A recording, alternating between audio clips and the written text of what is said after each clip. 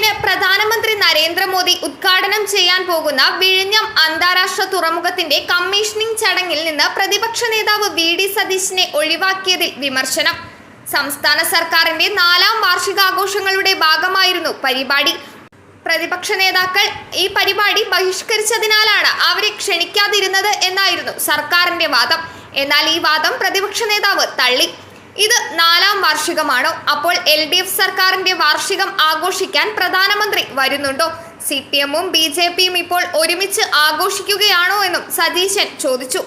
BJP നേതൃത്വം അത് വ്യക്തമാക്കണമെന്നും തന്നെ ഒഴിവാക്കാനുള്ള തീരുമാനം മനഃപൂർവ്വമാണെന്നും അദ്ദേഹം ആരോപിച്ചു. തുറമുഖത്തിന്റെ ചരിത്രത്തെക്കുറിച്ച് ചില അസുഖകരമായ സത്യങ്ങൾ താൻ പറയുമെന്ന് അവർ ഭയപ്പെട്ടു. തനിക്ക് വ്യക്തിപരമായ പരാതികളൊന്നുമില്ല, അത് അവരുടെ തീരുമാനമാണ്, പൊതുജനങ്ങൾ നിരീക്ഷിക്കുന്നുണ്ട് എന്നും വി.ഡി. സതീശൻ കൂട്ടിച്ചേർത്തു. തുറമുഖ മന്ത്രി VN വാസവൻ സർക്കാരിനെ ന്യായീകരിച്ച് രംഗത്തെത്തി. പ്രതിപക്ഷ നേതാവിനെ ഔദ്യോഗിക ലെറ്റർ ഹെഡിൽ ക്ഷണിച്ചിരുന്നുവെന്ന് അദ്ദേഹം പറഞ്ഞു.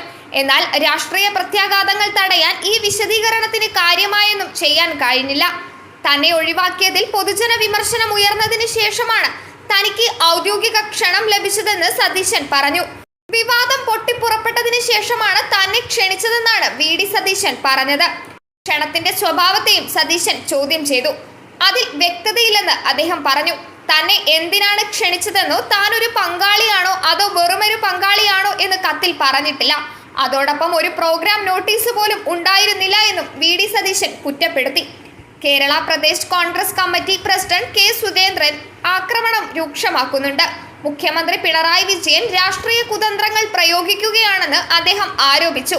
സ്വപ്ന പദ്ധതിയുടെ ഉദ്ഘാടനത്തിൽ നിന്ന് പ്രതിപക്ഷ നേതാവിനെ അകറ്റി നിർത്താൻ ശ്രമിച്ചതിലൂടെ മുഖ്യമന്ത്രി സ്വയം നാണം കെട്ടു എന്നാണ് സുധാകരൻ പറഞ്ഞത്.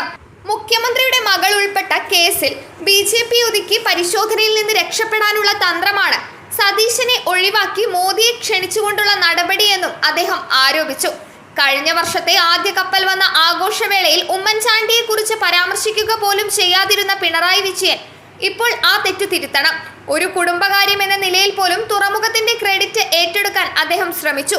പദ്ധതിയുടെ യഥാർത്ഥ ശില്പിയെന്ന് അദ്ദേഹം വിശേഷിപ്പിച്ച ചാണ്ടിയുടെ പേരിലാണ് തുറമുഖം അറിയപ്പെടേണ്ടതെന്നും സുധാകരൻ ആവശ്യപ്പെട്ടു.